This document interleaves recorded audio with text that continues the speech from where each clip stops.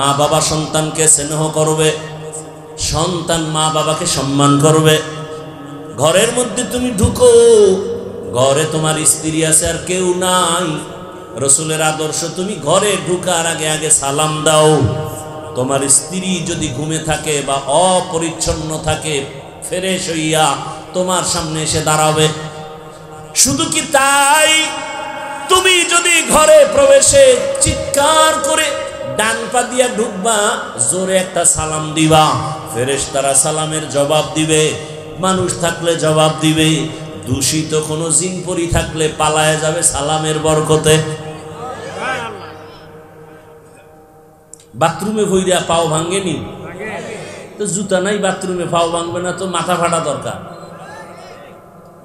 বাথরুমে ঢুকবে বাম পা দিয়া, এর আগে দোয়া পরে ঢুকবে আল্লাহুম্মা ইন্নী আউযু বিকা মিনাল খুবুসি, কারণ জিন ভূতের পুরা আড্ডা হলো বাথরুমে। অতএব ওখানে ঢুকার আগে তুমি মাথা খালি মাথায় যাইও না, খালি পায়ে যাইও না, দোয়া পরে যাও, দ্রুত আবার বের হও। সুন্নত তরিকায় যদি কেউ বাথরুমে যায়, ইনশাআল্লাহ তার বাথরুমে কোনো দুর্ঘটনা হবে না। রসুলের আদর্শ এত সুন্দর, এমন যায় সময় নবী মক্কায় আসছেন, নারী আর পুরুষ সব উলঙ্গ হইয়া একসাথে বাইতুল্লাহ তাওয়াফ করে। কতটা দুশ্চরিত্র তারা! কন্যা হলেই গলা টিপে বাবা নিজে হত্যা করে, কেমন কুলাঙ্গার বাবা! সেই সমাজে রসুল আসছেন। কেমন রসুল, যে গালি দেয় না, গালি শুনলেও জবাব দেন না, মিথ্যা বলেন না, কারো দিকে বাঁকা নজরে তাকান না। কারণ রহমতের নবী বাঁকা নজরে যদি কারো দিকে তাকান, সাথে সাথে পুরিয়া ছাই হয়ে যাবে। কারণ রসুলের নজরে সেই পাওয়ার লাগানো। মুসা নবী তুর পাহাড়ে আল্লাহর সাথে কথা বলছিলেন না, কোরআনে আছে না? আল্লাহ কইছিলেন দেখা হবে না, তবে একটু নূরের তাজাল্লি ছেড়ে দিই, পারবানি সহ্য করতে?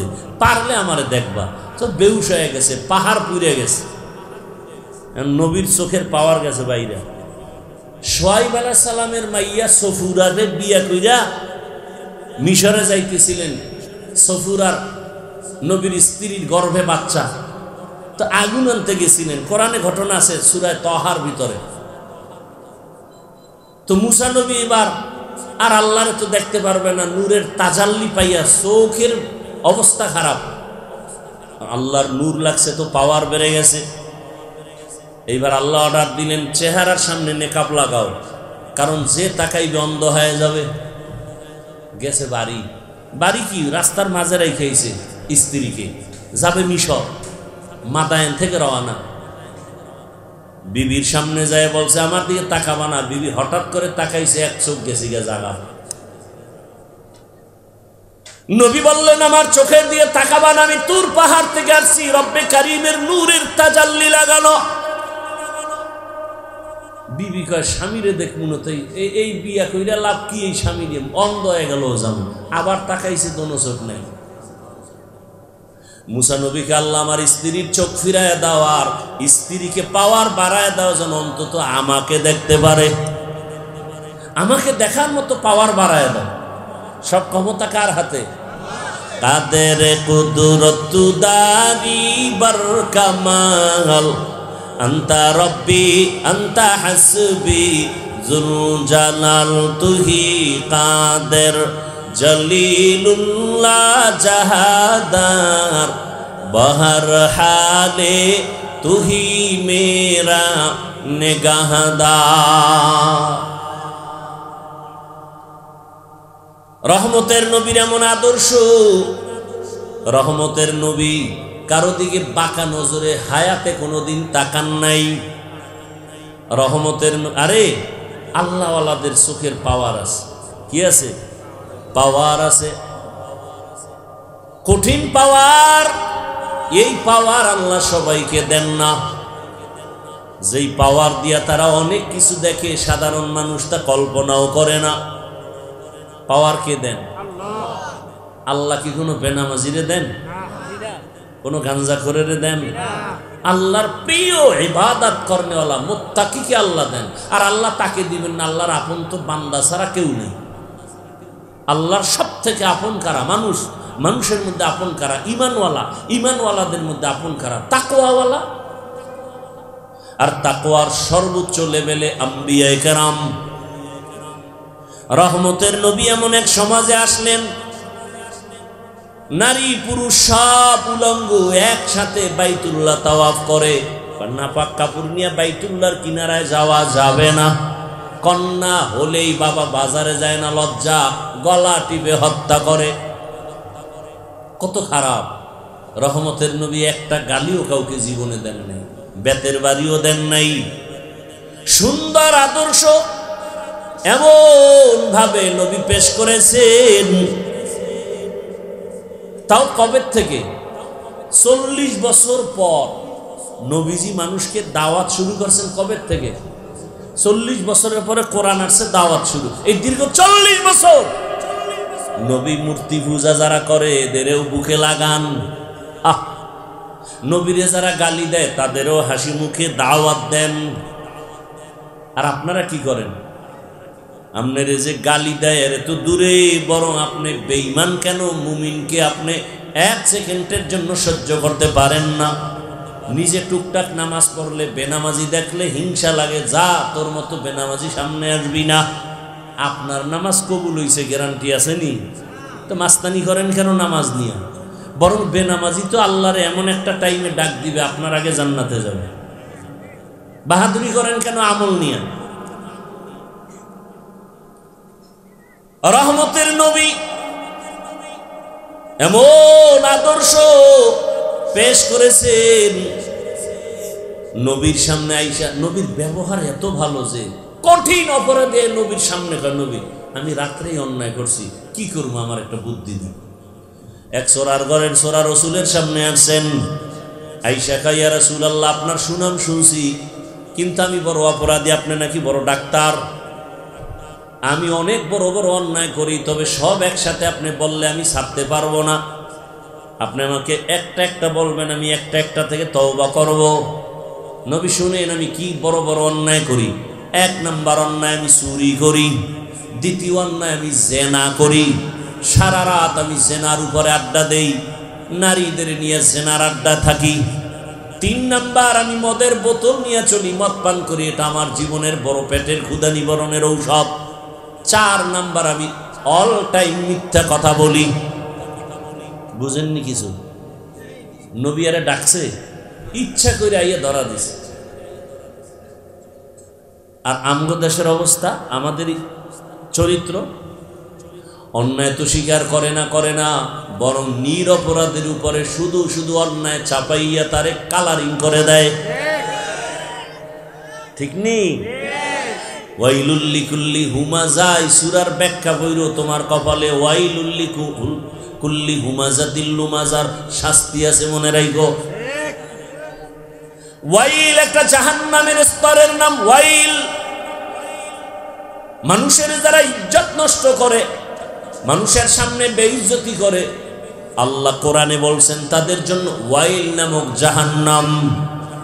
ওয়াইল মারাত্মক এক জাহান্নামের স্তর, কঠিন ভয়ঙ্কর। মিথ্যাবাদীর জন্য ওয়াইল নামক জাহান্নাম। ওয়াইলুন ইয়াউমাইযিল লিল মুকাজ্জিবিন, ব্যবসায় যারা ভেজাল করো তোমাদের জন্য ওয়াইল নামক জাহান্নাম। ওয়াইলুল লিল মুতাফফিফিন, মানুষের যারা শুধু শুধু বদনাম করো, ফেসবুকে দোষ লেখো, আছে না নাই?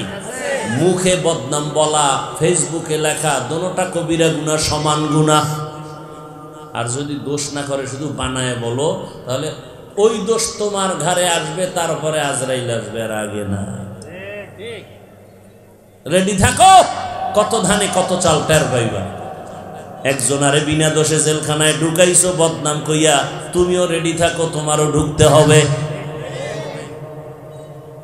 সাবধান, একজনকে ইজ্জত নষ্ট করছো খামাখা, লোকটা পিওর ভেজাল নাই, দৌড় চাপায় দিছো, লোকটা অপরাধ করেছে, জিনা করেছে, কত কিছু এই বয়সে দেখলাম, কিন্তু লাভ কি?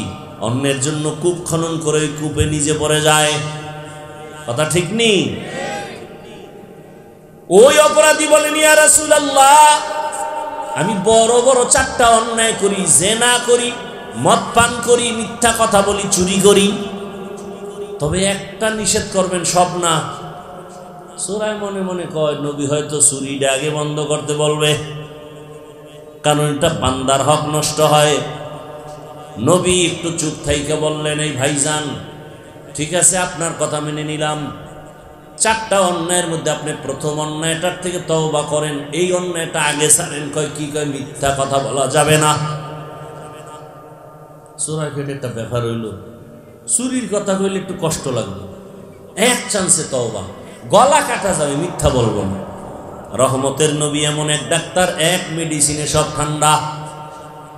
রাতের গভীরে যখন জেনার আড্ডাখানায় যাবে, বের হবে, হঠাৎ করে অন্তরে বাড়ি লাগছে, রহমতের নবীর সামনে যদি আমি দাঁড়াই, রহমতের নবী যদি প্রশ্ন করে জিনা করেছো কিনা, ওয়াদা করেছি মিথ্যা বলবো না, সত্য তো বলতেই হবে। জেনার কথা আর রসুলের সামনে আমি স্বীকার করব না, মিথ্যাও বলবো না। জিনা বাপ। চুরি করতে রওনা, হঠাৎ করে আবার ওই কথা অন্তরে আসছে, যদি চুরি করি আর রসুলের কাছে অভিযোগ যায়, নবী তো ডাকবে, জানে আমি চোর। নবী যদি বলে চুরি করছে কে, মিথ্যাও তো বলা যাবে না। নবীর সামনে নতুন ভাবে চোর হইয়া দাঁড়াতে চাই না, চুরিও বা। এবার হয়েছে কি, মদের বোতল নিয়ে রেডি, মদ পান করবে, মাথা গরম। একই চিন্তায় মদ ফালায় দিছে, রসুলের সামনে গিয়ে কয়, রসুল আমাকে মাফ করে দেন। এমন এক ঔষধ দিলেন যে এক ঔষধে আমি পুরা জান্নাতি। हकीकत खुल जाएगी बवक़्ते इम्तिहा तेरे, हकीकत खुल जाएगी बवक़्ते इम्तिहा तेरे, ये सुस्ती में या मेहनत में गुजारी जिंदगी तूने, कि सुस्ती में या मेहनत में गुजारी जिंदगी तूने। दुर्फशानी ने तेरे कतरों को दरिया कर दिया, दुर्फशानी ने तेरे कतरों को दरिया कर दिया,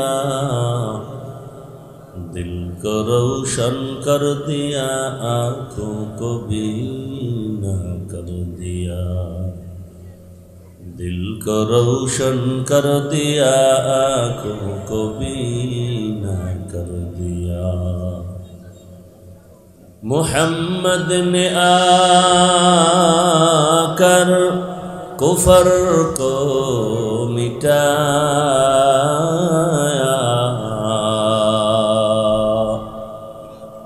मुहम्मद ने आकर कुफर को मिटाया, कुफर को मिटा कर सदाक़त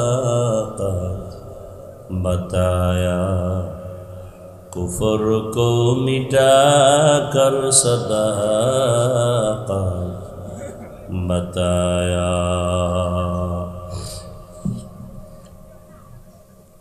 মোচাগারা আশরাফিয়া নুরানিয়া হাফিজিয়া মাদ্রাসা এতিমখানার উদ্যোগে আয়োজিত তাফসিরুল কোরআন মাহফিল, সভাপতি জনাব মোহাম্মদ নজরুল ইসলাম ভূঁইয়া সাহেব, প্রধান অতিথি আলহাজ কাজী শাহ মুফাজ্জল হোসেন কায়কোবাদ সাহেব সহ অন্যান্য অতিথিবৃন্দ, হযরত উলামায়ে কেরাম, আল্লাহ পাকের দরবারে শুকর যে আল্লাহ আমাদেরকে সুস্থ রেখেছেন, সকলেই পড়ি আলহামদুলিল্লাহ।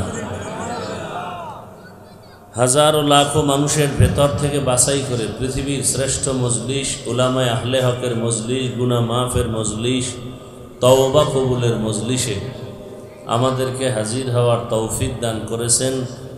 নিয়ামতের শুকর আদায়ার্থে মহব্বতে পড়ি আর একবার আলহামদুলিল্লাহ।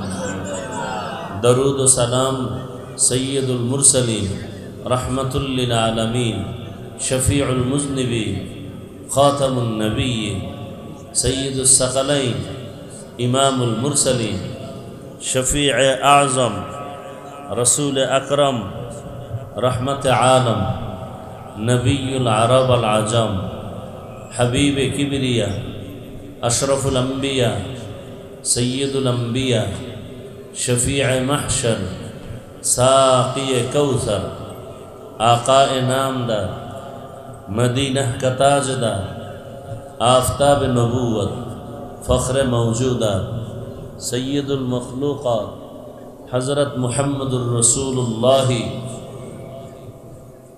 दरूद पढ़ेन ना केन? सबाई मोहब्बते पढ़ेन सल्लल्लाहु आलैहि व आलिहि वसल्लम। इको बंद करे रिभाब दाओ, भलिউম बाড়াও। সর্বোপরি শুকর যাদের অক্লান্ত পরিশ্রমের মাধ্যমে আজ সুন্দর আয়োজন, সময় পরামর্শ অর্থ দিয়ে দোয়া করে উপস্থিত হয়ে মাইক লাইট প্যান্ডেলের ব্যবস্থাপনার মাধ্যমে সহযোগিতা যারা করেছেন প্রত্যেককেই আল্লাহ পাকে খেদমতের বরকতে দুনিয়াতে শান্তি, পরকালে মুক্তির ব্যবস্থা করেন। মাদ্রাসাকে কেন্দ্র করে আজকের এই আয়োজন। দুনিয়াতে ইসলামকে টিকিয়ে রাখার একমাত্র ব্যবস্থার নাম মাদ্রাসা। মাদ্রাসা আছে তো আলেম ওলামা, পীর, মাশায়েখ, মুবাল্লিগ, মুজাহিদ, তাবলিগ সব কিছু তৈরি হয় কোথায়? এক কথায় দুনিয়াতে শান্তি, পরকালে মুক্তির ঠিকানা কোরআন সুন্নাহ, আর সেই শিখার জায়গা মাদ্রাসা। সারা দুনিয়ার বিধর্মীরা চায় মাদ্রাসা বন্ধ করে দিতে, এমনকি কিছু নেফাকি অন্তরওয়ালারাও চায় মাদ্রাসা বন্ধ হয়ে যায়। তো আল্লাহ চান দিন হেফাজত থাকবে, কিয়ামত পর্যন্ত দিনের আলো জ্বলবে। সে মাদ্রাসাকে টিকাইয়া রাখার জন্য আমাদের সার্বিকভাবে দোয়া করা উচিত এবং সহযোগিতাও করা উচিত। আলহামদুলিল্লাহ কম বেশি করতেছেন। এই সহযোগিতাটুকু আপনারও ফায়দা, মাদ্রাসারও ফায়দা, দুনিয়ার লাইনেও ফায়দা, আখেরাতের লাইনেও ফায়দা। যারা দান সদকা করলেন, আল্লাহ পাকের বরকতে আপনার হায়াতকে বাড়ায় দিবেন, রিজিক বাড়ায় দিবেন, মনের নেক আশা পূরণ করবেন, কবরওয়ালাদেরকে আল্লাহ জান্নাত দান করবেন। আলহামদুলিল্লাহ আপনারা অনেক দিয়েছেন, আরও দিবেন যত পারেন। এটাই আপনার প্রিয় আখেরাতের অ্যাকাউন্টে জমা হয়ে যাবে। দান করাও সুন্নাত, চাওয়াও সুন্নাত। এটা বড় একটা ইবাদতের অংশ। বহু আল্লাহর বান্দা এ দানের বরকতে জান্নাত পাবে, আবার অনেকে জাহান্নামেও যাবে। আবু হুরায়রা রাদিয়াল্লাহু তাআলা আনহু থেকে বর্ণিত সহিহ হাদিস, কিয়ামতের দিন জাহান্নামে সর্বপ্রথম 3 জন ব্যক্তি যাবে।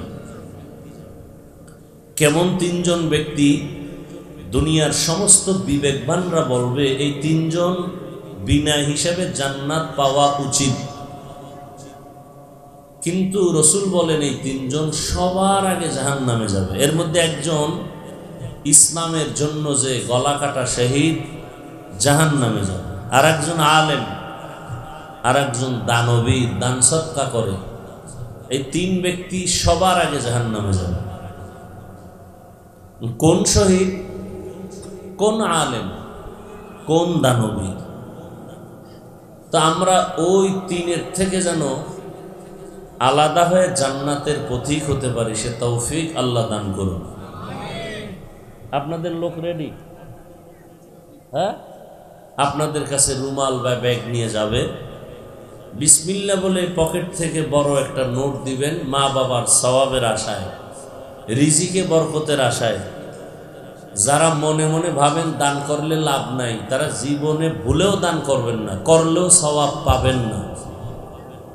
আর যারা মনে করেন না লাভ আছে, তাহলে মোহাব্বতের সাথে দান করবেন, মা বাবার সওয়াবের নিয়তে, কবরের আযাব বন্ধ হওয়ার নিয়তে, রিজিকে বরকত, হায়াতে বরকত, এই নিয়তে বেশি বেশি দান করবেন, সব সময় করবেন, বারবার করবেন। আল্লাহ আপনাকে বারবার দিবেন।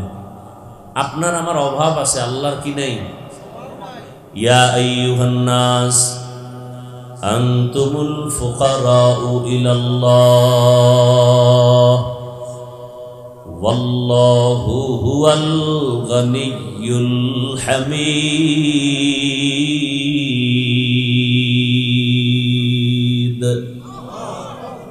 আল্লাহ বলেন, দুনিয়ার মানুষ তোমরা সবাই ফকির। ধনীকে জোরে বলেন। আল্লাহ বলেন, আমি শুধু ধনী না, আমি প্রশংসিত ধনী। দুনিয়ার ধনীদের বদনাম, আমি আল্লাহ প্রশংসিত ধনী। বদনাম কেন? দুনিয়ার টাকাওয়ালারা দিতে চায় না, দিতে গিয়াও দেয় না, মনের মতো দেয় না, চাহিদা পূরণ করে না। আবার যতটুকু দেয় তা আবার খোটা দিয়া ঝাল মিটায় দেয়। বলে, আরে অমুকে আজকে ভালো অবস্থানে আছে, তো সব আমার টাকা। মাদ্রাসা দিছে 50,000, দাবি করে আমার মাদ্রাসা, আমি উঠাই দিছি। মসজিদে দিছে 50,000, দাবি করে মানুষের সামনে, না আমার মসজিদ। তাহলে এরা দিতে গিয়েও দরজা বন্ধ রাখে, মনের মতো দেয় না, সময় মতো দেয় না, চাহিদা মতো দেয় না। যতটুকু দেয় তার খোটা দিয়া ঝাল মিটায় দেয়। এরা সব কলুষিত ধনী। আর আল্লাহ বলেন, আমি চাওয়ার আগে দেই, চাহিদার বেশি দেই,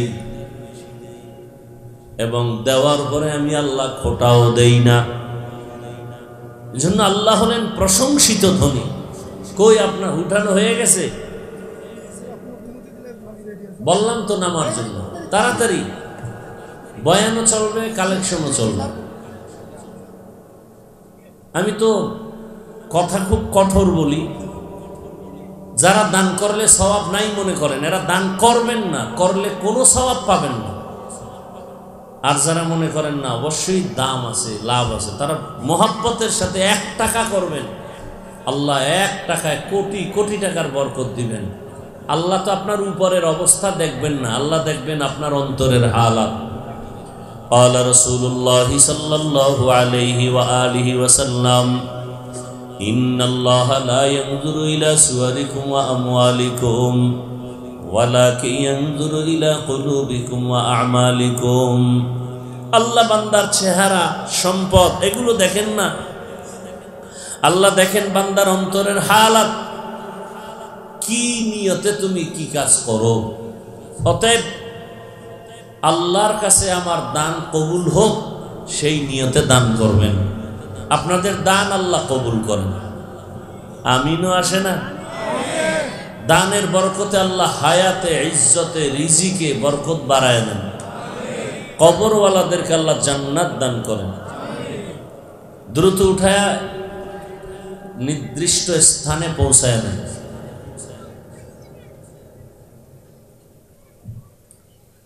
উলামায়ে হযরত আপনাদের সামনে আলোচনা করেছেন, আমার পরেও কি করবে কেউ?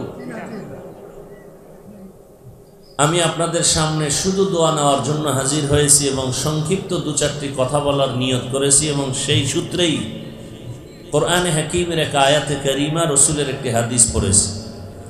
ইখলাস ও রুহানিয়তের সমন্বয়ে, সহি নিয়তে, সহি তরিকায়, সহি কিছু কথা কোরআন সুন্নাহ ভিত্তিক বলার মতো, আপনাদেরকে শুনবার মতো দয়াময় আল্লাহ তৌফিক দান করেন। আরো মহাব্বতে পড়েন আল্লাহুম্মা আমিন। আল্লাহ মাহফিল কবুল করেন, আল্লাহ মাদ্রাসা কবুল করেন, আয়োজনকারী, সহযোগিতাকারী, দান সৎকারী সবাইকে আল্লাহ কবুল করেন। পুরা এলাকায় আল্লাহ শান্তি দান করেন, পুরা দেশবাসীকে আল্লাহ শান্তির জিন্দেগি দান করেন, দুনিয়ার সমস্ত মুসলমানের ঈমান আমল হেফাজত করেন। ওয়ামা আরসালনাকা ইল্লা রাহমাতাল লিল আলামিন। আল্লাহ তাআলা বলেন, হে রাসূল করিম সাল্লাল্লাহু আলাইহি ওয়া আলিহি ওয়াসাল্লাম, আমি আপনাকে দুনিয়াতে পাঠাই নাই, হ্যাঁ পাঠিয়েছি জগৎসমূহের রহমত হিসেবে। হাদিসে পাকে রসুল বলেন, দুনিয়ার উম্মত, আমি বিদায় বেলা 2টো জিনিস তোমাদের মাঝে রেখে গেলাম, আঁকড়াইয়া যদি ধরো ঈমানও যাবে না, আমলও যাবে না। 2 জিনিসের এক হলো কোরআনুল কারীম, আর একটা হলো সুন্নতে রসুল, রসুলের আদর্শ সুন্নাত। আজও পর্যন্ত এই দুই জিনিস যাদের কাছে আছে তারা অনেক সম্মানেও আছেন এবং ঈমানের সাথেও আছেন। জীবনের মুমিন হিসাবে মহামূল্যবান সম্পদ নিরঙ্কুশ ঈমান, শিরিক মুক্ত ঈমান। হাদিসে পাকে আল্লাহর রসুল এই দুই জিনিসের কথা বলে চ্যালেঞ্জ দিয়েছেন। ঠিকই রসুলের কথা এতটা পিওর যে ১৫০০ বছরের পরেও আজ এত মুসিবত, এত ফিতনা, এরপরেও যাদের কাছে এই দুইটা জিনিস আছে, কোরআন আর কি রসুলের সুন্নত, এরা এখনো সম্মানে আছে, অনেক শান্তিতে ঈমানের সাথে আছে। আয়াতের মধ্যে আল্লাহ পাক রব্বুল আলামিন রসুলের শান সম্পর্কে বলেছেন। আল্লাহ বলেন, হে রসুল, আমি আপনাকে দুনিয়াতে পাঠাই নাই, হ্যাঁ পাঠিয়েছি রহমত হিসেবে, জগৎ সমূহের জন্য রহমত। জগৎ সমূহ মানি রুহের জগৎ, দুনিয়ার জগৎ, মায়ের গর্ভের জগৎ, কবর জগৎ, হাসর জগৎ, সমস্ত জগৎ সমূহের জন্য আমার রসুল হলেন রহমত, আমার আল্লাহ হলেন রব। সমস্ত জগৎ সমূহের জন্য আল্লাহ হলেন রব্বুল আলামিন, সমস্ত জগৎ সমূহের জন্য আমার রসুল হলেন রহমাতুল লিল আলামিন। ওয়ামা আরসালনাকা ইল্লা রাহমাতাল লিল আলামিন। আল্লাহ তাআলা বলেন, হে রসুল, আমি আপনাকে জগৎ সমূহের রহমত করে পাঠিয়েছি। রহমতের নবী রুহের জগতের জন্য রহমত, আপনার আমার নবী মায়ের গর্ভের জন্য রহমত, দুনিয়ার জগতের জন্য আলাদা রহমত। মায়ার নবী কবর জগতের জন্য আলাদা রহমত, রহমতের নবী হাসরের ময়দানের জগতের জন্য আলাদা রহমত, জান্নাতের জগতে আলাদা রহমত, জাহান্নামের ভেতরে রসুল আলাদা রহমত। নবীজি কিভাবে জান্নাতের মধ্যে রহমত, জাহান্নামের মধ্যে রহমত, এটা বুঝে আসে না বিস্তারিত না বললে। রুহের জগতের জন্য নবী কেমন রহমত, এ বিষয় কিন্তু হালকা পাতলা আলোচনা রবিউল আউয়াল যেহেতু সব জায়গায় চলছে, চলতেছে, মাস কমতেছে, আলোচনার এই রৌনক কমতেছে, অথচ রহমতের নবীর আলোচনা সারা জীবন ভর করলেও শেষ হবে না। শুধু রবিউল আউয়াল কেন আর 12 তারিখ কেন, আর রবিউল আউয়ালেই শুধু রসুলের আলোচনা হবে কেন? রসুলের জিন্দেগির আমল চলবে সারা জিন্দেগি, সারা সময় আলোচনাও চলবে সারা সময়। তবে এখানে কয়েকটা পয়েন্ট আপনারা মনে রাখবেন, সবাই শিক্ষিত মানুষ, ভালো করে মনে রাখবেন। রবিউল আউয়াল আসলেই শুধু রসুলের জন্ম জন্ম জন্ম মোবারক নিয়ে আলোচনা, এরপরে আবার সেখানে আরো কত কথা। দুনিয়ার সব ঈদের থেকে বড় ঈদ রসুলের জন্ম, মিলাদুন নবী, ঈদে মিলাদুন নবী, শুধু ঈদ না, সকল ঈদের বড় ঈদ। এ নিয়ে আবার শুনলাম বাইতুল মুকাররমের খতিব, হাজারো লাখো কোটি আলেমের সর্বোচ্চ লেভেলের ওস্তাদ। আমি এক জায়গায় বলেছিলাম গত বছর যে আব্দুল মালেক সাহেব বাংলাদেশে হাতে গোনা 2 জন আলেম থাকলে তিনি সর্বোচ্চ লেভেলে। এটা যদি কেউ বিশ্বাস না করে ওর অন্তর খারাপ। আমি চ্যালেঞ্জ দিয়ে বলেছিলাম, কিন্তু দুঃখ লাগে আমাকে গ্রামে একটা কথা বলে, আদার ব্যাপারী। আব্দুল মালেক সাহেবের সামনে গেলে বড় বড় আলেমরাও দেখেন, আমি হাফিজুর রহমান, আমার এলেম নাই, কিছু নাই, কিন্তু বক্তা হিসাবে নিজে একটু পরিপাটি করে চলার চেষ্টা করি। এত বড় আলেম, যার সামনে বড় বড় আলেমরা নামাজের সূরাতে বসেন, তার জুতা দেখলে মনে হবে যে চাষিরা যে জুতা পরে সেই জুতা। বাংলাদেশে একজন আলেম নিজেকে পর্দার ভেতরে আটকায় রাখছেন, আর আমরা কি করি? নামে আল্লামা লেখো, মানুষের কাছে ভাইরাল করে দাও, আমাকে ছবি উঠাও, এমনি উঠাও সেমনি উঠাও, মানুষ আমাকে চিনো। আর এত বড় আলেম, সে গোপন থাকার কারণে আল্লাহ যাকে পরিচয় করায়, এতে আর কোনো মিডিয়া লাগে না। আল্লাহ টান দিয়া জাগা মতো ঢুকাই দিছে। আমি তো বললাম, কোন মায়ের সন্তান, কোন আলেম, কোন মুফতি আমার সামনে দাঁড়াও, আব্দুল মালেক সাহেব দুইজন আলেমের শ্রেষ্ঠ আলেম যদি বাংলাদেশে দুইজন থাকে, এ কথা যে মানবে না তার অন্তর খারাপ। আমি চ্যালেঞ্জ দিচ্ছি। আউযুবিল্লাহ পারে না সেই সমস্ত কিছু টুপিওয়ালারা। আমি তো ওলামায়ে কেরামকে বড় করার বয়ান করি সব সময়। বিগত দিন বহু আগে বয়ান করতাম, ডান বাম চিন্তা কম করতাম, এখন খুব হিসাব করে কথা বলি। অন্তত মানুষের অন্তর যেন আলেমের প্রতি মোহব্বত বাড়ে, শ্রদ্ধা বাড়ে। কারণ নবী আসবেন না, সাহাবা আসবেন না দিনের দাওয়াত নিয়ে, কিয়ামত পর্যন্ত এই জাতিকে দাওয়াত দিবেন কোরআন সুন্নাহর আলোকে উলামায়ে কেরাম। অতএব তাদের ইজ্জত মানুষের অন্তরে বাড়াতে হবে। আমি সমালোচনা ছেড়ে দিছি, সব ঠান্ডা মাথায় কথা বলার খুব চেষ্টা করি, যাতে মানুষ কিছু দিনের বুঝ পায়, আলেমের প্রতি মোহব্বত বাড়ে। তো খুব দুঃখ পেলাম, তিনি জুমার মসজিদে বলছেন ঈদে মিলাদুন নবী এটা কোরআনে নাই, হাদিসে নাই। মুসলমানের শরীয়তের দলিল চারটা, কোরআন হাদিস ইজমা কিয়াস। হুজুর বলছেন এটা কোরআন হাদিসে নাই। কোন মায়ের সন্তান চ্যালেঞ্জ গ্রহণ করো। একজন মূর্খ পণ্ডিত চ্যালেঞ্জ দিয়েই ফেলছে। তো কুমিল্লার মুহতারাম মুশতাকুন নবী দামাত বারাকাতুহুম চ্যালেঞ্জ গ্রহণ করছেন। কিন্তু দুঃখ লাগে, একজনকে প্রতিপক্ষ হিসেবে কথা বলার তো একটা আদব থাকা উচিত, একটা আদব থাকা উচিত।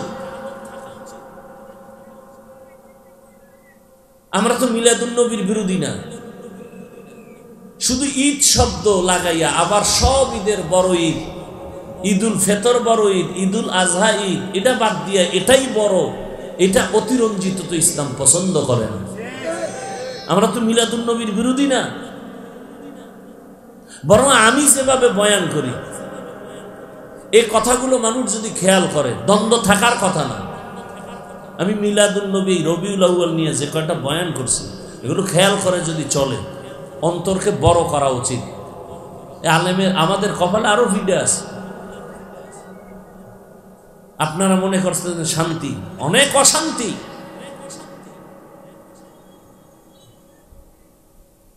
এত বড় একজন ব্যক্তি কথা বলছেন হুট ছাড়া। ছোট ছোট বাচ্চা পোলাভান মাইকে এখন ওয়াজ করতে তো আর কোনো ডিগ্রি লাগে না, আর কি বলে সার্টিফিকেট লাগে না, কণ্ঠ আছে, চিৎকার দিছে, বাস বড় বক্তা হয়ে গেছে, ভাইরাল হয়ে গেছে। ভাইরালের দান্দা। কথা বলার শালীনতা থাকা উচিত। আরে ভাই, আপনি আউযুবিল্লাহ পারেন না, বিসমিল্লাহ পারেন না, আপনার কথা আর আমি একজন রসুলের আদর্শের ব্যক্তির কথা কি এক হতে পারে? হ্যাঁ, শালীনতা তো থাকবে। উম্মত তো আলেম থেকে শিখবে, উম্মত তো এই যাচাই করে না ও হুজুরে কি পাস, কত ডিগ্রি, এটা তো মানুষ যাচাই করে না। মানুষ যাচাই করে মাওলানা। তাহলে মানুষ তো এদের থেকে শিখতে চায়। তাহলে আমার ভাষাটা তো এমন হওয়া উচিত যে আমার থেকে যেন সবাই কিছু শিখে। কারণ ওলামায়ে কেরাম ওয়ারাসাতুল আম্বিয়া, রসুলের ওয়ারিস, এদের মাধ্যমে জান্নাতের পথ পাবে। এদের মাধ্যমে ওলামায়ে কেরামের দ্বারা মানুষ ভাষা শিখবে, আদব শিখবে। আল্লাহ ওলামায়ে কেরামদেরকে রসুলের খাঁটি ওয়ারিস হওয়ার তৌফিক দান করুন। রসুল অল্প টাইমে মক্কা বিজয় করলেন কিভাবে? একটা বেতের বাড়ি লাগে নাই, গালি লাগে নাই, রসুলের সুন্দর আচরণ, ব্যবহার, আর কিচ্ছু না। কেমন রসুল পেয়েছি আমরা জীবনে যে একটা গালি দেন, কাউকে চোখ গরম করে তাকান নাই, হাজারো গালি শুনছেন, জবাব দেননি। রসুল একটা মিথ্যা কথা জীবনে বলেন। আর এগুলো মাইকের সামনে বলার দ্বারা উম্মতের কি লাভ? আমি যদি আরেকজন আলেমের বিরুদ্ধে মাইকে বলি, এতে উম্মত কি পাবে? উম্মত হিসাব শেষে কি পাবে? যে হুজুরদের মধ্যে ভেজাল, এগো বয়ান শুনে লাভ নেই। এই ফলাফল এইটাই পাইল উম্মতেরা। তো সর্বশেষ বদনাম হুজুরের হয় নাই, বদনাম মূলত ইসলামেরই হইল।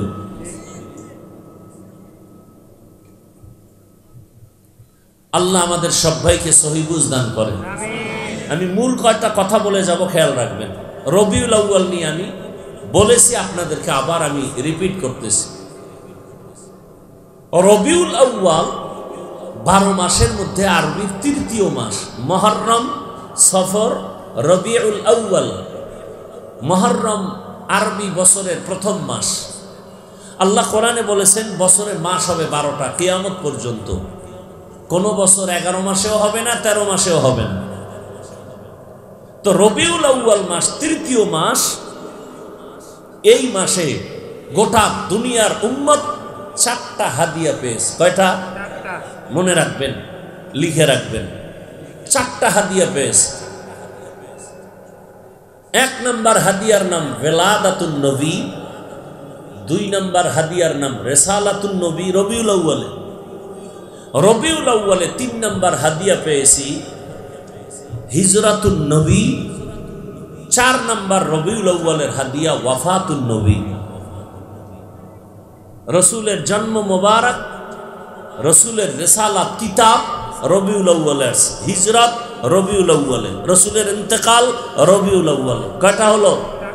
এই 4টার থেকে এবার শাখা, আরো ফলাফল। রসুলের বেলাদাত, মিলাদ, এর থেকে আমরা উম্মত কি পাইছি? আজাদিয়াত, বাংলা অর্থ মুক্ত স্বাধীনতা। কেমনে? বিস্তারিত আলোচনা করতে হবে। নাম্বার 2, রেসালাতের দ্বারা পেয়েছি শরীয়ত। শরীয়ত মানে মানুষের জীবন সুন্দরভাবে পরিচালনার নিয়ম নীতি। নিয়ম নীতি না থাকলে ওই সমাজে আর শান্তি থাকে না, ওই ঘরে শান্তি থাকে না, ওই প্রতিষ্ঠান টিকে না। ইসলামের নিয়ম নীতির নাম শরীয়ত। কোনটা হালাল, কোনটা হারাম, এটা রেসালাতের দ্বারা আসছে। এরপরে আসছে হিজরাতুন নবী। হিজরতের দ্বারা কি পেয়েছি? নুসরাত মিন জানিবিল্লাহ, আল্লাহর তরফ থেকে ডাইরেক্ট সাহায্য। কিভাবে? বিস্তারিত আলোচনা। রসুলের ইন্তেকাল হয়ে গেল, সেখান থেকে আমরা কি পেয়েছি? নিজামে খেলাফত, অর্থাৎ রাষ্ট্র পরিচালনা কিভাবে হবে, কি সিস্টেমে হবে। আল্লাহর রসুল ইন্তেকালের পরে এ সিস্টেম উম্মত পেয়েছে। প্রথম খলিফা আবু বকর, দ্বিতীয় খলিফা ওমর, তৃতীয় খলিফা উসমান, চতুর্থ খলিফা হযরত আলী রাদিয়াল্লাহু আনহুম আজমাইন। এদেরকে বলা হয় খোলাফায়ে রাশিদিন। রবিউল আউয়ালে রসুলের আলোচনা সম্পর্কে 4টা বাক্য আমরা ব্যানারে দেখতে পাই। কয়টা? 4টা বাক্য। 1 নম্বর বাক্য দেখি মিলাদুন নবী। আর একটা বাক্য আমরা বিভিন্ন ব্যানারে দেখি সিরাতুন নবী। আর একটা বাক্য দেখি আমরা দাওয়াতুন নবী। আর একটা বাক্য দেখি ওয়াফাতুন নবী। কয়টা বাক্য? মিলাদুন নবী, সিরাতুন নবী, দাওয়াতুন নবী, ওয়াফাতুন নবী। 1 নম্বর মুমিন হিসাবে মনে রাখবেন, লিখে রাখবেন, এই 4টা বাক্য মুসা নবীর শানের না, ঈসা নবীর শানে ব্যবহার হয় না। এই 4টা বাক্য রসুলের সর্বোচ্চ সম্মানের বাক্য। রসুলকে যারা সম্মান করেন, এই 4টা বাক্যকে সম্মান করতে হবে। যদি একটা বাক্যকে কেউ বাঁকা নজরে দেখেন, আপনার ঈমান বাঁকা হয়ে যাবে, দুনিয়া বাঁকা হয়ে যাবে, আখিরাত বাঁকা হয়ে যাবে। ভালো করে মনে রাখবেন। মিলাদুন নবী অর্থ কি? আমাদের সুপরিচিত নবী, শ্রেষ্ঠ নবীর জন্ম মোবারক। সিরাতুন নবী অর্থ কি? চরমনের বিশ্বাবের ইতিহাস। সিরাতুন নবী অর্থ কি? মুসা নবীর জীবনী। সিরাতুন নবী অর্থ আমাদের শ্রেষ্ঠ নবী রাহমাতুল লিল আলামিনের জীবন আদর্শ। কোন নবীর বেলায় শব্দই বাক্য ব্যবহার করা যাবে না, সম্ভব না। আরবি গ্রামারের সিস্টেমে এই শব্দ, এই বাক্য শুধু আমার রসুলের বেলায় ব্যবহার হবে। সুপরিচিত নবী, শ্রেষ্ঠ নবীর জীবন আদর্শ। পৃথিবীতে সুপরিচিত নবী একজন। পৃথিবীতে সুপরিচিত নবী কেমন সুপরিচিত নবী? জঙ্গলের প্রাণী আমার রসুলকে চিনে, গর্তের পিপিলিকা আমার রসুলকে চিনে, মুসা নবীকে চিনে না। আকাশের পাখি আমার রসুলকে চিনে, ইব্রাহিম নবীকে চিনে না। পাথর আমার রসুলকে চিনে। আবু জাহিল্লা পাথর নিয়ে কয় ভাতিজা বলো তো কি আছে? কয় বলতে পারি না। কেন পারো না? আমি গাইবের মালিক না। তবে রসুল বললেন আমার চাচা আবু জাহালার হাতে কি আছো একটু আওয়াজ দাও। সাথে সাথে পাথরগুলো কালিমায় শাহাদাত পড়া শুরু করলো। আবু জাহিল্লা পাথর ফালায় কয় তুমি জাদুঘর হয়ে গেছো নাকি নতুন বাবু? এর নাম কফা। যে রসুলকে একবার তাকাইলে জাহান্নাম হারাম, 7 দিনে ক্ষুধা লাগে না, সেই রসুলকে 13 বছর দেখেও কালেমা পড়ে নাই, এত বড় নিকৃষ্ট বেঈমান আবু জাহাল। আর সেই রসুলকে জবাই করতে গেছে 27 বছরের যুবক, জবাই করতে গিয়ে কালেমাওয়ালা হয়ে গেছে। এর নাম কফাল। এর নাম কি? কফাল। আমার টুপি খুলতে মনে চায় না? তুমি মুসলমান, তোমার আমার আল্লাহ এক, নবী এক, কোরআন এক, কাবা এক, ধর্ম এক, কালেমা এক, দুনিয়াতে আরসি সিস্টেম এক, কবরের সাইজও এক, কাফনের সংখ্যাও এক। আমারও 3টা, আপনারও 3টা, কালার হবে আলাদা, কালারও এক, কবরের প্রশ্ন 3টা তাও এক। অথচ আপনি মুসলমান, আমি টুপি খুলতে চাই না, আপনি টুপি দিতে চান না। কফাল, কফাল। আমি দাড়ি কাটতে চাই না, লজ্জা, আপনি দাড়ি রাখতে চান না, আলাদা বয়ান দিতে হয় আপনাকে, এর নাম কফাল। আমি মসজিদে না ঢুকলে লজ্জা, আপনি ঢুকতে গেলে লজ্জা, কফাল। আমি পর্দা না করলে লজ্জা পাই, আপনি পর্দা করতে গেলে লজ্জা পান, এর নাম কফাল। আপনি মুসলমান, আপনার আমার আল্লাহ এক, নবী এক, কোরআন এক, হাদিস এক, আপনাকে বয়ান করবো কেন? টুপি পরেন, নামাজ পড়েন। বয়ান তো হিন্দুকে করব, ইহুদিকে করব, খ্রিস্টানকে করব, ওরা আল্লাহ চিনে না, কোরআন বুঝে না, হাদিস বুঝে না। কিন্তু আপনাদের পিছনে ঘুরতে ঘুরতে ঘুরতে ঘুরতে আমি একানা, হাজারো লাখ আলেম, রাতের ঘুম নাই, খানা নাই, স্ত্রী সন্তানের খবর নাই, উম্মত নিয়ে ফিকির করে, এরপরও জালেমের গোষ্ঠী সেই আলেমদের সাথে জুলুম করে। আমাকে বলেন তো, এত বুদ্ধি রাখেন, সরকারি চাকরি যারা করেন অথবা বেসরকারি করেন, প্রতিদিনের ডিউটি কত ঘন্টা? 8 ঘন্টা। মাসে বেতন নিম্নে কত? 20,000। কথা ঠিক? টেবিলের নিচে আরো কত আছে না? কি? হ্যাঁ, বড় কঠিন। খায় তো তখন মজাই লাগে না? যখন টাকার বান্ডিল পায় তখন তো খুব শান্তি। কিন্তু এই শান্তিতে লাভ কি যদি বংশের কেউ এই টাকা খাইতে না পারে? কি হারাম টাকা দিয়ে বিল্ডিং করছে 10 তলা, ফ্ল্যাট কিনছে ঢাকা, কানাডা, বিদেশ, দেশ, কক্সবাজার। লাভ কি হবে যদি জঙ্গলে ঘুমান লাগে বিল্ডিং রেখে? হালাল টাকা দিয়ে বিল্ডিং করলে কেউ দখল করার সাহস পেত না। হারাম টাকার বিল্ডিং এ আগুন লাগবে না তো কোনটায় লাগবে? হারাম লোন উঠাইয়া সুদ খাইয়া দোকানদারি করলে সেই দোকানে ডাকাতি হবে না তো কোন দোকানে হবে? আল্লাহ হেদায়েত দান করুন, আল্লাহ হেদায়েত দান করুন। তাহলে ডিউটি 8 ঘন্টা, বেতন কত? আল্লাহ বিবেক দিছে, বিবেকের সাথে বেঈমানি করবেন না। একজন হুজুর মসজিদে নামাজ পড়ায়, ইমাম সাহেব, ডিউটি কয় ঘন্টা? বলেন, বেতন কত মাসে? আমগো ক্ষমতায় দিলে তো সব দেশ আগুন জ্বালায় দেওয়া উচিত ছিল, কিন্তু কোন হুজুর উম্মতের ক্ষতি করে না, করব। 24 ঘন্টা ডিউটি, রিমান্ডের মতো রাখে ইমামরে। একক তো না থাকলে আরে জবাব দিতে দিতে জীবন শেষ। রিক্সার ড্রাইভারও কয় গেছিলেন কই? তোরা তো পাওয়ার কেন? কয় মাসে 5 টাকা বেতন দেয়, সেই বেয়াদবি। 5 টাকার বেয়াদবি। সভাপতি বেতন দেয় কত? মসজিদের ইমামরে কয় 100। সেক্রেটারি কি ফকির? কয় না, সভাপতির থেকেও ধনী। দেয় কত? কয় 50। বেশি দিলে বেয়াদবি হবে সভাপতির উপরে। 24 ঘন্টা ডিউটি করে ইমাম, রিমান্ডের মতো রাখে তাকে। বয়ান করবে কোরআন হাদিস দিয়া, আউযুবিল্লাহ পারে না। হেকা হুজুর বয়ানটা এইভাবে করেন, ওইভাবে করেন। কোরআন হাদিস পড়লাম আমি, বয়ান শিখায় গাঞ্জাখোর, সুদখোর। সমস্যা কেন? শিয়ালের হাতে মুরগি আমার। শিয়ালের হাতে মুরগি দিলে থাকবে কয়দিন? শিয়ালের হাতে মুরগি দিলে যা হবে, সুদখোর, ঘুষখোর, বেনামাজির হাতে ধর্মের চাবি দিলে তাই হবে। দিছে কারা? জিবরাইল। কারা? আমরা কিন্তু লজ্জা লাগে না? ভোটের আগের রাত্রে টাকার নামে পায়খানা খাইছেন, এতে লজ্জা লাগে নাই? আল্লাহ হেদায়েত দান করুন। রহমতের নবী আসছেন, এই আদর্শ ছাড়া আল্লাহর কসম একবার, আল্লাহর কসম দুইবার, আল্লাহর কসম তিনবার, কোটিবার আল্লাহর কসম, রসুলের আদর্শ জমিনে কায়েম না হলে শান্তি আসবে না, আসবে না, আসবে না। রসুলের আদর্শ কত পিওর, কোনো গালাগালি করা রসুলের আদর্শে গালি নেই। রসুলের আদর্শে একটা পিপিলিকাকে মারারও অনুমতি নেই। রসুলের আদর্শ কত পিওর। মা বাবা সন্তানকে স্নেহ করবে, সন্তান মা বাবাকে সম্মান করবে। ঘরের মধ্যে তুমি ঢুকো, ঘরে তোমার স্ত্রী আছে আর কেউ নাই, রসুলের আদর্শ তুমি ঘরে ঢুকার আগে আগে সালাম দাও। তোমার স্ত্রী যদি ঘুমে থাকে বা অপরিচ্ছন্ন থাকে, ফ্রেশ হইয়া তোমার সামনে এসে দাঁড়াবে।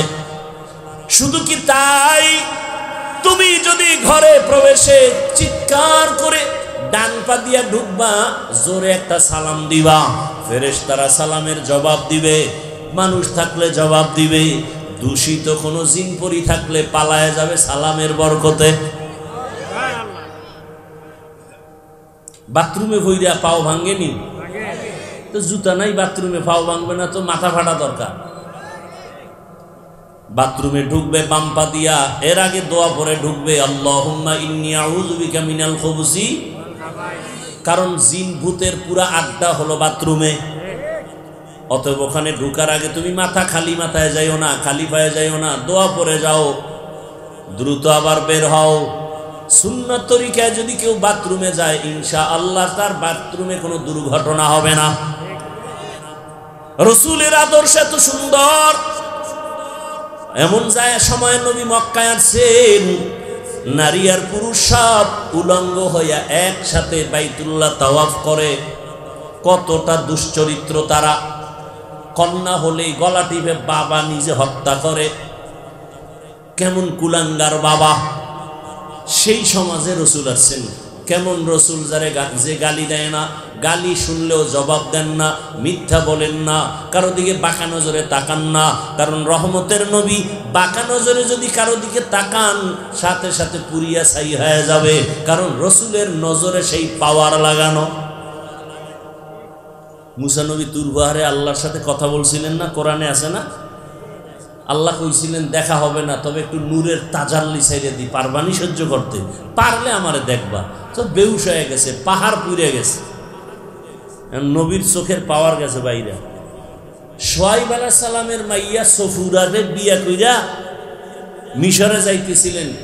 সফুরার নবীর স্ত্রীর গর্ভে বাচ্চা, তো আগুন আনতে গেছিলেন। কোরআনে ঘটনা আছে সূরা তাহার ভিতরে। তো মুসা নবী এবার আর আল্লাহরে তো দেখতে পারবে না, নূরের তাজাল্লি পাইয়া চোখের অবস্থা খারাপ। আল্লাহর নূর লাগছে তো পাওয়ার বেড়ে গেছে। এইবার আল্লাহ অর্ডার দিলেন, চেহারার সামনে নেকাব লাগাও, কারণ যে তাকাইবে অন্ধ হয়ে যাবে। গেছে বাড়ি, বাড়ি কি রাস্তার মাঝে রেখেছে স্ত্রীকে, যাবে মিশর, মাদায়েন থেকে রওনা। বিবির সামনে যায় বলছে আমার দিকে তাকাবা না। বিবি হঠাৎ করে তাকাইছে, এক চোখ গেছে গা জাগা। নবী বললেন আমার চোখের দিয়ে তাকাবা না, আমি তুর পাহাড় থেকে আসছি, রব্বে কারিমের নূরের তাজাল্লি লাগানো। বিবি কয় স্বামীরে দেখ মনতেই এই বিয়া কইরা লাভ কি, এই স্বামী দিয়ে অন্ধ হয়ে গেল যাবো। আবার তাকাইছে, দোনো চোখ নাই। মুসা নবীকে আল্লাহ আমার স্ত্রীর চোখ ফিরায় দাও, আর স্ত্রীকে পাওয়ার বাড়ায় দাও, যেন অন্তত আমাকে দেখতে পারে, আমাকে দেখার মতো পাওয়ার বাড়ায় দাও। সব ক্ষমতা কার হাতে? কাদের কুদরত দারি বার কামাল, আন্তা রব্বি আন্তা হাসবি জুল জালাল তুহি কাদের জলিলুল্লাহ জাহাদার বহর হালে তুহি মেরা নিগাহদার। রহমতের নবীর এমন আদর্শ, রহমতের নবী কারো দিকে বাঁকা নজরে হায়াতে কোনোদিন তাকান নাই। রহমতের আরে আল্লাহওয়ালাদের চোখের পাওয়ার আছে। কি আছে? পাওয়ার আছে, কঠিন পাওয়ার। এই পাওয়ার আল্লাহ সবাইকে দেন না। যেই পাওয়ার দিয়া তারা অনেক কিছু দেখে, সাধারণ মানুষ তা কল্পনাও করে না। পাওয়ার কে দেন? আল্লাহ কি কোনো বেনামাজিরে দেন? কোনো গাঞ্জাখোরেরে দেন? আল্লাহর প্রিয় ইবাদত করনেওয়ালা মুত্তাকিকে আল্লাহ দেন। আর আল্লাহ তাকে দিবেন না? আল্লাহর আপন তো বান্দা ছাড়া কেউ নেই। আল্লাহর সব থেকে আপন কারা? মানুষ। মানুষের মধ্যে আপন কারা? ইমানওয়ালা। ইমানওয়ালাদের মধ্যে আপন কারা? তাকওয়াওয়ালা। আর তাকওয়ার সর্বোচ্চ লেভেলে আম্বিয়ায়ে কেরাম। রহমতের নবী এমন এক সমাজে আসলেন, নারী পুরুষ সব উলঙ্গ একসাথে বাইতুল্লাহ তাওয়াফ করে। নাপাক কাপড় নিয়ে বাইতুল্লাহর কিনারায় যাওয়া যাবে না। কন্যা হলেই বাবা বাজারে যায় না, লজ্জা, গলা টিপে হত্যা করে। কত খারাপ! রহমতের নবী একটা গালিও কাউকে জীবনে দেন নাই, বেতের বাড়িও দেন নাই। সুন্দর আদর্শ এমন ভাবে নবী পেশ করেছেন। তাও কবে থেকে? 40 বছর পর নবীজি মানুষকে দাওয়াত শুরু করছেন। কবে থেকে? 40 বছরের পরে কোরআন আসছে, দাওয়াত শুরু। এই দীর্ঘ 40 বছর নবী মূর্তি পূজা যারা করে এদেরও বুকে লাগান। নবীরে যারা গালি দেয় তাদেরও হাসি মুখে দাওয়াত দেন। আর আপনারা কি করেন? আপনার যে গালি দেয় এর তো দূরে, বরং আপনি বেঈমান কেন মুমিনকে আপনি 1 সেকেন্ডের জন্য সহ্য করতে পারেন না। নিজে টুকটাক নামাজ পড়লে বেনামাজি দেখলে হিংসা লাগে, যা তোর মতো বেনামাজি সামনে আসবি না। আপনার নামাজ কবুল হইছে গ্যারান্টি আছে নি? তো মাস্তানি করেন কেন নামাজ নিয়ে? বরং বেনামাজি তো আল্লাহরে এমন একটা টাইমে ডাক দিবে আপনার আগে জান্নাতে যাবে। বাহাদুরি করেন কেন আমল নিয়ে? রহমতের নবী এমন আদর্শ পেশ করেছেন। নবীর সামনে আইসা, নবীর ব্যবহার এত ভালো যে কঠিন অপরাধে নবীর সামনে কয়, নবী আমি রাত্রেই অন্যায় করছি, কি করবো, আমার একটা বুদ্ধি দিন। এক সোরার ঘরের সোরা রসুলের সামনে আসছেন। আইসা কয়, ইয়া রাসূলুল্লাহ, আপনার সুনাম শুনছি, কিন্তু আমি বড় অপরাধী, আপনি নাকি বড় ডাক্তার। আমি অনেক বড় বড় অন্যায় করি, তবে সব একসাথে আপনি বললে আমি ছাড়তে পারবো না। আপনি আমাকে একটা একটা বলবেন, আমি একটা একটা থেকে তওবা করব। নবী শুনেন আমি কি বড় বড় অন্যায় করি। 1 নাম্বার অন্যায় আমি চুরি করি। দ্বিতীয় অন্যায় আমি জেনা করি। সারা রাত আমি জেনার উপরে আড্ডা দেই, নারীদের নিয়ে জেনার আড্ডা থাকি। 3 নাম্বার আমি মদের বোতল নিয়ে চলি, মদ পান করি, এটা আমার জীবনের বড় পেটের ক্ষুধা নিবারণের ঔষধ। 4 নাম্বার আমি অল টাইম মিথ্যা কথা বলি। বুঝেননি কিছু? নবী আরে ডাকছে, ইচ্ছা করে আইয়া ধরা দিছে।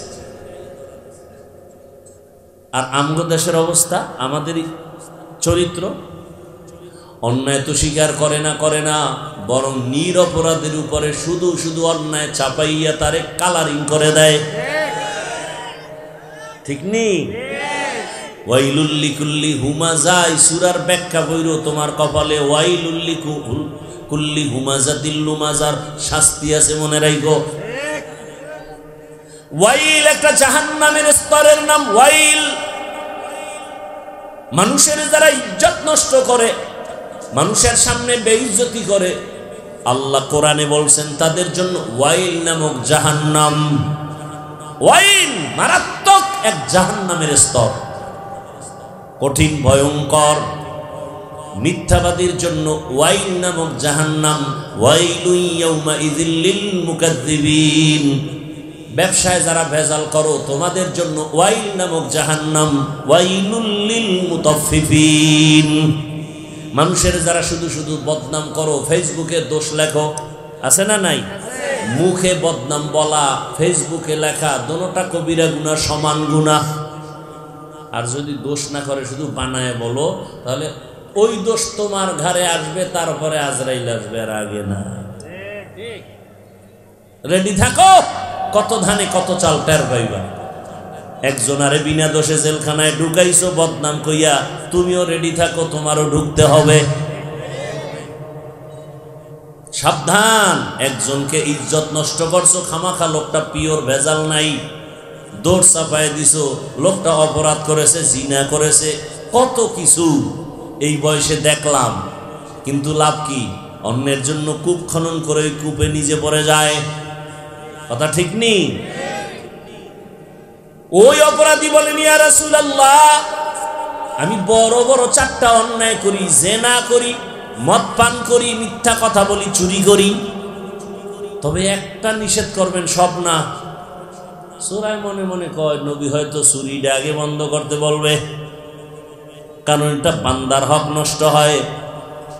নবী একটু চুপ থাইকে বললেন, এই ভাইজান, ঠিক আছে আপনার কথা মেনে নিলাম, 4টা অন্যায়ের মধ্যে আপনি প্রথম অন্যায়টার থেকে তওবা করেন, এই অন্যায়টা আগে ছাড়েন। কয় কি? কয় মিথ্যা কথা বলা যাবে না। সূরা কেটে একটা ব্যাপার হইল, চুরির কথা কইলে একটু কষ্ট লাগবে, এক চান্সে তওবা, গলা কাটা যাবে, মিথ্যা বলবো না। রহমতের নবী এমন এক ডাক্তার, এক মেডিসিনে সব ঠান্ডা।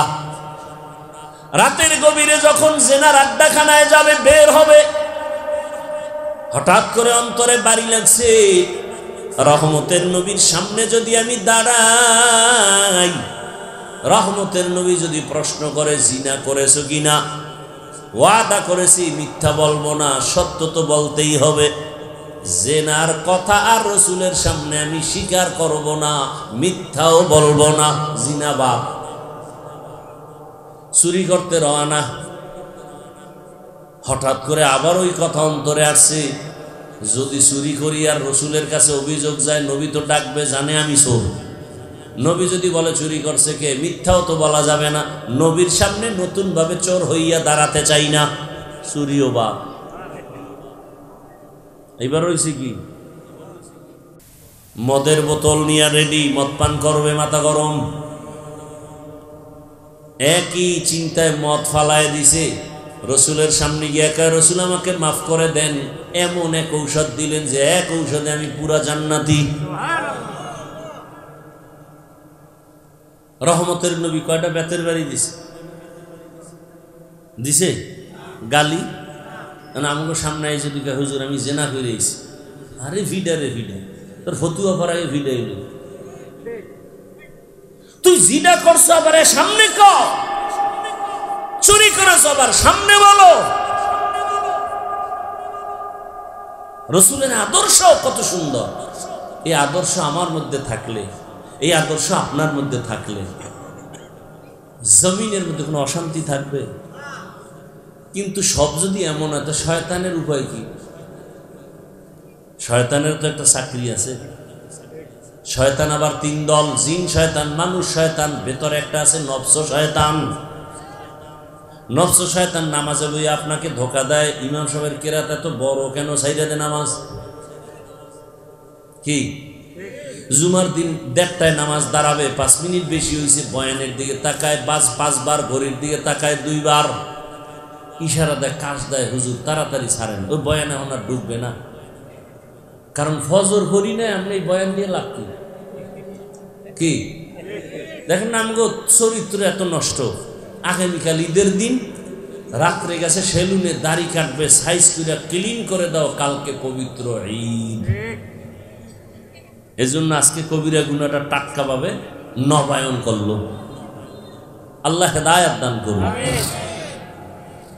সুদের সাথে যারা জড়িত, এদের নামাজ হবে না, রোজা হবে না, তেলাওয়াত হবে না, দান করলে কবুল হবে না, হজ করলে কবুল হবে না, মাদ্রাসা বানাইলে সওয়াব পাবে না, মসজিদ বানাইলে সওয়াব পাবে না। 24টা ঘন্টার সেকেন্ডে সেকেন্ডে সেকেন্ডে অল টাইম গর্ভধারিণী মায়ের সাথে জিনার গুনাহ, মায়ের সাথে। চিন্তা করতে পারেন আপনি? কোন মানুষের মধ্যে যদি রক্ত তাজা থাকে, সে তো বলবে আমি মরি আগে না খাইয়ে মরবো, সুদ খাবো না, আরাম খাবো না। আর এর মরণও ভালো হয় না, একটা সুদ করে শান্তিতে মরতে পারবো না, এর মরণটা কঠিন ভয়ঙ্কর হবে। জমিনে আল্লাহর যত বড় দুশ্মন আছে, এর মধ্যে বড় দুশ্মন 2 দল।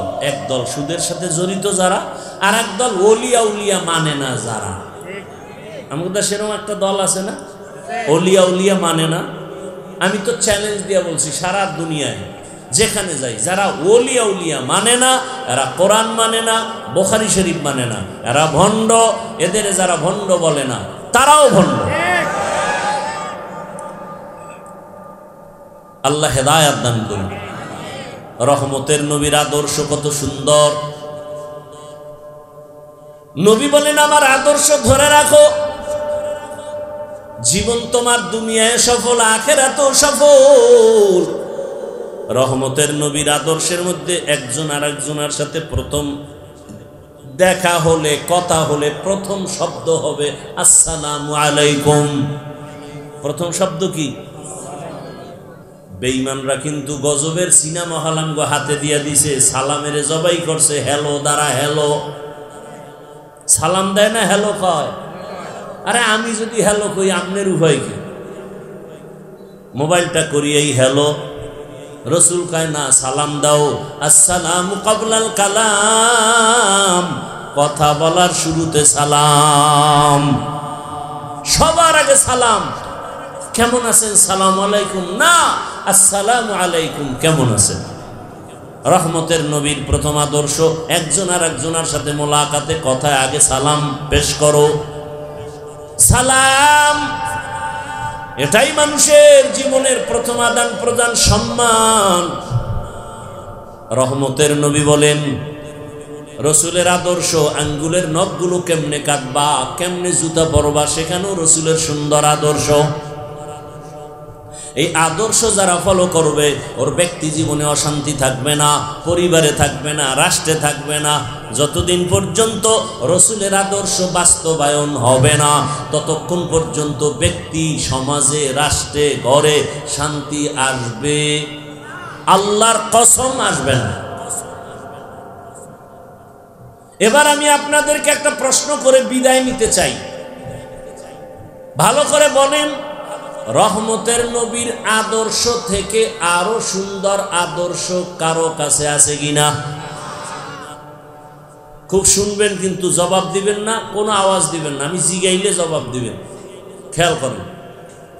কেউ যদি এখানে বলতে পারেন, হাফিজ ভাই, রসুলের আদর্শ থেকে আরো সুন্দর আদর্শ আছে শেখ মুজিবুর রহমানের ভেতরে, আমি না বলছি আওয়াজ দিবেন না। আমি কি বলি এটা শুনেন। কেউ যদি বলতে পারেন দাঁড়ায় যে শেখ মুজিবুর রহমানের ভেতরে রসুলের সুন্দর, রসুল থেকে আরো দামি আদর্শ আছে, কেউ যদি বলতে পারে, চ্যালেঞ্জ দিয়া যুক্তির ব্যানারে, আমি হাফিজুর রহমান বলে গেলাম, লিখে রাখো, আমি রসুলেরটা বাদ দিয়া শেখ মুজিবেরটা নিব, লেখো ভালো করে। নাম্বার 2, কেউ যদি দাঁড়ায় বলো, হাফিজ ভাই, রসুলের আদর্শ থেকে আরো সুন্দর আদর্শ জিয়াউর রহমান সাহেবের ভেতরে আছে, আমি রসুলেরটা বাদ দিয়া জিয়াউর রহমান সাহেবেরটা নিব, বলার মতো কলিজা আছে কিনা কারো বলো? আছে? বরং এবার রেজাল্ট নাও, শেখ মুজিবুর রহমান কেন, জিয়াউর রহমান কেন? দুনিয়াতে আরো বড় মাথাওয়ালাদের আদর্শ আছে। আব্রাহাম লিঙ্কনের গণতন্ত্র, মাও সেতুনের আদর্শ, লেনিনের আদর্শ, কালমার্সের আদর্শ। এক কথায় জবাব, দুনিয়ার সবার আদর্শ নাপাক, একমাত্র রসুলের আদর্শই হলো পাক। রসুলের আদর্শ ছাড়া সব কি? বলেন বলেন। দুনিয়ার সবার আদর্শ, সবার আদর্শ সব সব, একমাত্র কারটা পাক? রসুলেরটা পাক। বলবেন হাফিজ ভাই সবারটা না পাক কেন?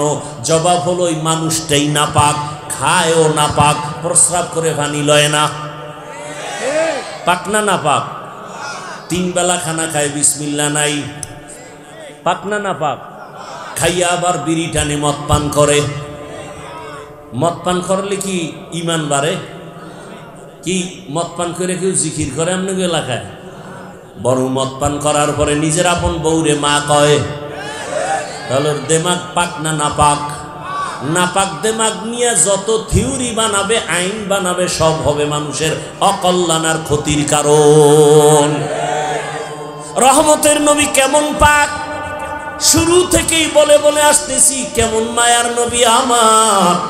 নবী যেখানে কদম রাখেন ওখান থেকে দীর্ঘ বছর মিশকের ঘ্রাণ। আম্মা জান আয়েশা রাদিয়াল্লাহু আনহা বলেন, রাসূলের শরীর মোবারকের ঘাম আমি বোতলে ভরে রাখতাম আর বড় বড় অনুষ্ঠানে আতর হিসাবে ব্যবহার করতাম। রাসূলের ঘাম থেকে গন্ধ না ঘ্রাণ, অত্যন্ত পিওর। দুনিয়াতে আজও পর্যন্ত রাসূলের সেই ঘ্রাণের মতো মিশক আম্বর আতর নাই। রাসূল উহুদ পাহাড়ের যুদ্ধের সময় দান শহীদ হলো, এরপরে পাথরের উপরে গিয়ে রাসূল বসলেন। আল্লাহর জাতের কসম, এত বছর বয়ান শুনাইছি, এই ঘটনা কইছি, নিজে কিন্তু ওই জায়গায় বুঝতে পারি নাই, ব্যারিকেড ছিল। এবার গিয়া শুনলাম ওই জায়গা সরকার উন্মুক্ত করে দিয়েছে। গেলাম উহুদ পাহাড়ে মদিনাতুল মুনাওয়ারা থেকে ওই জায়গায় ঢুকলাম। খোদার কসম, দাঁড়াইয়াই মাত্র মিশকের ঘ্রাণ সে পাথরের ভেতর থেকে আসতেছে। ১৫০০ বছর পর এখনো সে ঘ্রাণ আসতেছে। ওই ঘ্রাণওয়ালা আতর দুনিয়ায় নাই, কিচ্ছু নেই। সে রাসূল কেমন পবিত্র, রহমতের নবীর আদর্শ দেখে মানুষ সব পাগল। ইহুদি মহিলা একটা দুধের বাচ্চা নিয়ে আসে, কথা বলতে পারে না। রাসূলের সামনে রাসূলকে প্রশ্ন করে আটকানোর জন্য, নবীর সামনে আসা মাত্র দুধের বাচ্চা আম্মু কইতে পারে না, ও রাসূলকে সালাম দিয়ে দিছে। ইহুদি মহিলাকে প্রশ্ন করবো, কসু আমার বাচ্চা আমাকে মা বলতে পারে না, ও সালাম দিল, মা এবার বলতেছে এই তুই কাকে সালাম দিলি? আল্লাহ বাচ্চার জবান খুলে দিছেন। মা কয় তুমি চিনো না, আমি চিনি, রহমাতুল্লিল কাদেরে কুদরতু দারি বরকামাল আন্তা রব্বি আন্তা হাসবি জুল জালাল তুহি কাদের জলিলুল্লাহ জাহাদার বহর হালে তুহি মেরা নেগাহদার। বয়ান কইরা কিন্তু এতক্ষণ যে বয়ান শুনাইতেছি একবারও কিন্তু বলি নাই সবাই টুপিওয়ালা হও, তাবলিগে যাও, পীরের কাছে যাও, কওমি মাদ্রাসায় যাও, স্কুল কলেজ বন্ধ করে দাও, বলছি? এবার শেষ কথাটা মনে রাখো, যুবক বাবাদেরকে বলছি, তুমি স্কুলে পড়ো, ধন্যবাদ, তোমার পক্ষে সাপোর্ট দিয়ে গেলাম, ভালো করে স্মরণ রাখো। স্কুলে যারা পড়ো, কলেজে পড়ো, স্কুল কলেজ ছাড়িও না। যারা ব্যবসা করেন, চাকরি করেন, ওখানেই থাকেন। আমার দাবি একটা, ওখানে থাইকা জান্নাতের পথ অন্বেষণ করে আগাইতে থাকেন। বলবেন হাফিজ ভাই এটা কেমন? ও যুবকেরা, তুমি কলেজে পড়ে ডাক্তার হও, ইঞ্জিনিয়ার হও, প্রফেসর হও, সবাই তুমি একজন ভালো দুনিয়ার লাইনে এসপি হও, এমপি হও, ওসি হও, ডিসি হও। একটা শব্দ খালি রেড সিগন্যাল মনে রাখবা, বেয়াদব হবা না। কি হবা না? এবার আবার প্রশ্ন, ডাক্তার হব বেয়াদব হব না, কথার ব্যাখ্যা কি? সংক্ষেপ, 3 জায়গায় বেয়াদবি করবা না, করলেই মরার আগে জীবন ধ্বংস। মরার পরে না আগেই। 1 নম্বর জায়গা মা বাবা, 2য় জায়গা শিক্ষক, 3 নম্বর জায়গা উলামায়ে কেরাম, মুরব্বী। এই মা বাবার সাথে বেয়াদবি করলে, লেখাপড়া যাই করো না করো, মরার আগে জীবন ধ্বংস হবে। ওস্তাদের সাথে যদি বেয়াদবি করো, জীবন ধ্বংস হয়ে যাবে। আলেম ওলামার সাথে বেয়াদবি করলে জীবনের চরিত্র ভালো হবে না, জায়গায় জায়গায় জুতার বাড়ি খেতে হবে। এরে যদি আদবলা ডাক্তার হও, দুনিয়ার মানুষ তোমাকে মাথায় নিয়ে সম্মান করবে। আর বেয়াদবি করে যদি ডাক্তারি করো, তাসনিমার মতো জুতা খাইয়া পালাতে হবে। তাসনিমা নাসরিন কি তোমার এই গ্রামের ডাক্তার নাকি? MBBS ডাক্তার, কত জ্ঞানের অধিকারী, গবেষক, চিন্তাবিদ, কিন্তু কপাল খারাপ, জায়গা মতো বেয়াদবি করে ফেলেছে। এই জন্য আর জিন্দেগি এমন খারাপ হইছে, ওর লাশটাও জমিনে এখানে আর আসতে পারবে। ডাক্তার হও, ইঞ্জিনিয়ার হও, প্রফেসর হও, কি হইও না। এবার বলবা এটা কি সম্ভব? এবার ডানে বামে তাকায় দেখো, ও আমার কলিজার যুবক, তোমার মতো যুবক জেনারেল লাইনে পড়ুয়া, জীবনে মাদ্রাসায় যায় নাই, আলিফ বাতাও পড়ে নাই, 5 ওয়াক্ত নামাজ পড়ে, স্কুলেও পড়ে, নামাজ পড়ে, কলেজে পড়ে, 5 বেলার নামাজই নাই। এই যুবকরা বলো নাই? তো তোমার কপালে কার বরদোয়া লাগছে তুমি পারো না কেন? কোনো অজের দরকার নেই, কথাটাই শুধু বিবেকের একটু আঘাত করো। তোমার মতো যুবক র্যাব, আর্মি, পুলিশ, বিডিআরের চাকরি করে 5 ওয়াক্ত নামাজি, বিবেকরে জিজ্ঞাসা করো তুমি কেন পারো না? তোমার কপালে কার বরদোয়া লাগছে বলো? তোমার মতো যুবক চাকরি করে, ব্যবসা করে, ডাক্তার, প্রফেসর, ইঞ্জিনিয়ার, 5 ওয়াক্ত নামাজ পড়ে, রাস্তায় গাড়ি চালায় নামাজি, জমিনে কাজ করে নামাজ পড়ে, নদীর মধ্যে মাছ ধরে নামাজ পড়ে, তুমি কেন পারো না? তোমার কপাল কেন এত নষ্ট? কার অভিশাপ তোমার কপালে লাগছে? অনুরোধ করে বলছি, মনের একটা কথাই বুঝাও, যদি আমার মতো যুবক জেনারেল লাইনে থাকিয়া নদীর মধ্যে মাছ ধরিয়াও নামাজ পড়ে, কৃষিকাজ করে নামাজ পড়ে, পর্দা করে, চাকরি করে, ব্যবসা করে, লেখাপড়া করে, নামাজ পড়ে, আমি কেন পারবো না? এখন পথ একটা, তওবা। ও আল্লাহ, আর গুনাহ করব না, নামাজ ছাড়বো না, দাড়ি কাটবো না, বেপর্দায় চলবো না, মা বাবার সাথে বেয়াদবি করব না, শিক্ষকের সাথে বেয়াদবি করব না, উলামায়ে কেরামের পরামর্শ নিয়া নবীর আদর্শ মেনে চলবো, এই নিয়তটা করো। পর্দার আড়ালের মা বোনেরা, আপনাদেরও সংশোধন হতে হবে। আপনার মতো কত মা এই এলাকায় এখনো আছে, নামাজ ছাড়ে না, বেপর্দায় চলে না, মোবাইলে সময় নষ্ট করে না, সন্তানটাকে আদর্শওয়ালা বানানোর মেহনত করে। আম্মা জান, আপনি কেন পারবেন না? এখনো তওবা করেন, তৈরি হয়ে যান। সন্তানটাকে ডাক্তার বানাবেন, বেয়াদব বানাবেন না। সন্তানটাকে ইঞ্জিনিয়ার বানাবেন, বেয়াদব বানাবেন না। সন্তানটাকে প্রফেসর বানাবেন, বেয়াদব বানাবেন না। এই বেয়াদব না বানাইতে চাইলে আপনাকে আগে আদবওয়ালা, আদর্শওয়ালা হতে হবে, সন্তানটাকে আদর্শওয়ালা বানাতে হবে। আর একথা 100 না ওভার 100 সত্য, রসুলের আদর্শ ছাড়া পবিত্র আদর্শ দুনিয়াতে আর নাই। আল্লাহ বুঝার তৌফিক দান করেন।